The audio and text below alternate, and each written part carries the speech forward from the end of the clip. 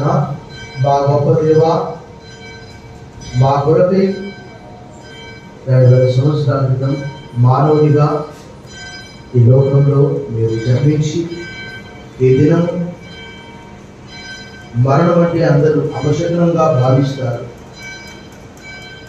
కానీ దీన్ని మేము ఒక శుభ సూచకంగా, సంకేతముగా, మంచి దినముగా, మేము చావవలసి ఉండేది కానీ మీరు మా కొరకు చనిపోయారు ప్రభువా శిలువలో. పాపములను పాప శరీరాకం ఆకారంలో నీ పైన మోపబడ్డవి. రోమపత్రిక 8:3-4. ఆయన మన అపరాధముల నిమిత్తము అప్పగింపబడెను, అతని నలగొట్టుటకు యెహోవాకు ఇష్టమాయెను.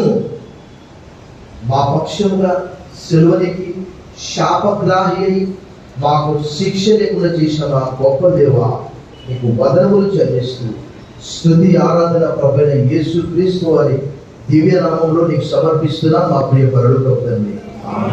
దయచేసి కూర్చోండి, నేను ముగిస్తాను. అలాగూ మరణం అంటే ప్రభు ముందుగానే చెప్పాడు. మత్తయి సువార్త 16:21, మత్తయి సువార్త 17:9, మత్తయి సువార్త 17:22, 23. పేతురు అన్నాడు, వద్దు ప్రభా, ఈ మరణం నీకు దూరమగును గాక.